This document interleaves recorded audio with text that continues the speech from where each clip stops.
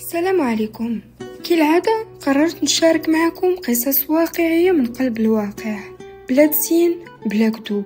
في الأيام الأخيرة السوشيال ميديا غرقت في بحر ديال التعاطف والصدمات بعد ما انتشر خبر موت مدربة الحيتان المشهورة اللي سميتها جيسيكا رادكليف. القصة اللي دارت ضجة عالمية بدات بعناوين كبيرة كتشد الانتباه.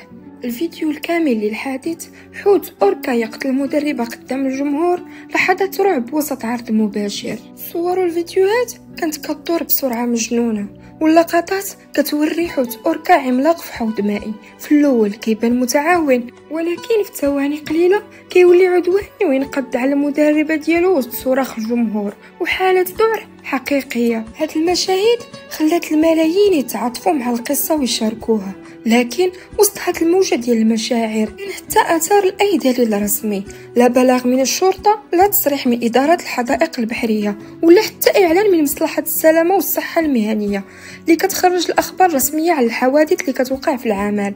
ما كانش حتى الذكر ديال اسم جيسيكا رادكليف في السجلات او وسائل الاعلام الموثوقه. القصه كلها كانت وهمية، شخصية ما كايناش في الحقيقة، لكن مروجي الشائعة عرفوا كيفاش يلعبوا على الوتر الحساس ديال الجمهور. ركبوا القصة على حوادث حقيقية وقعت من قبل باش يعطيوها مصداقية. شهر هاد الحوادث هي اللي وقعت في 24 فبراير 2010 ملي الحوت الأوركا تيليكوم هاجم المدربة الأمريكية داون برانشو وقتلها قدام الجمهور في سيورد أورلاندو. وقبل منها كانت حادثة أليكسي مارتينيز في 2009 والمدربة كيلتي بيرني في 1991.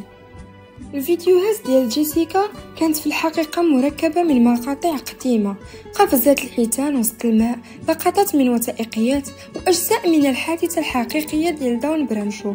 صور كانت مولدة بالذكاء الاصطناعي باش تبان واقعية، مزيج متقون بين مشاهد مؤثرة وحوادث حقيقية، خلق واحد الكذبة الكبيرة اللي صدقوها الناس. تيليكوم اللي ارتبط الاسم ديالو بهاد المآسي تزاد في دجنبر 1981 في السواحل ديال إيسلندا.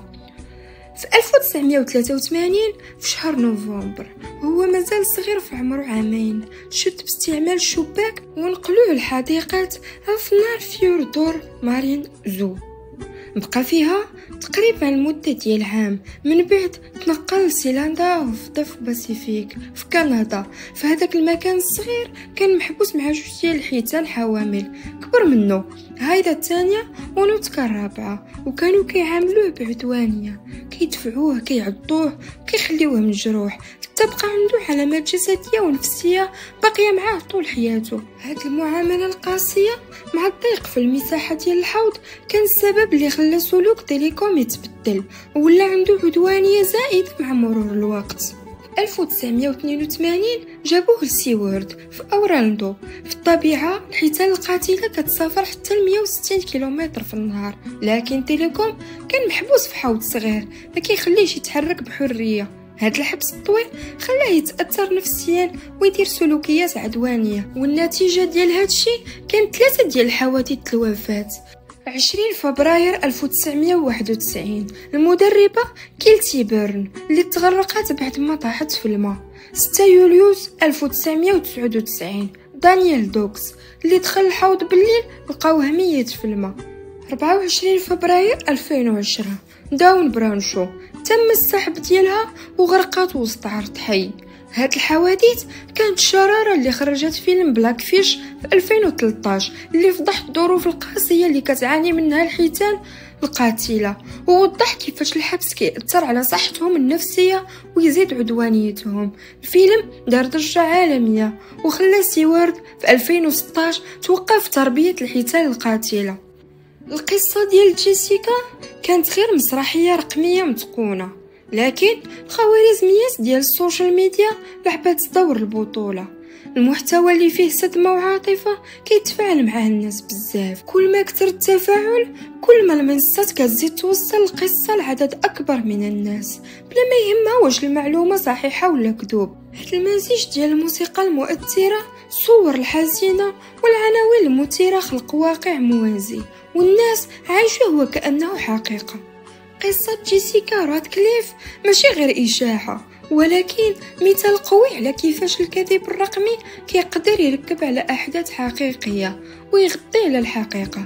الأخبار الكاذبة ما كتصدرش غير بالناس اللي كيتفرجوا، ولكن كتأذي حتى عائلات الضحايا الحقيقيين وتخلي النقاشات المهمة تضيع وسط الضجيج. في العصر اللي المعلومة كتسافر فيه أسرع من الضوء، تحقق ولا واجب. الوعي هو الدرع الوحيد ضد الموجات ديال التلاعب.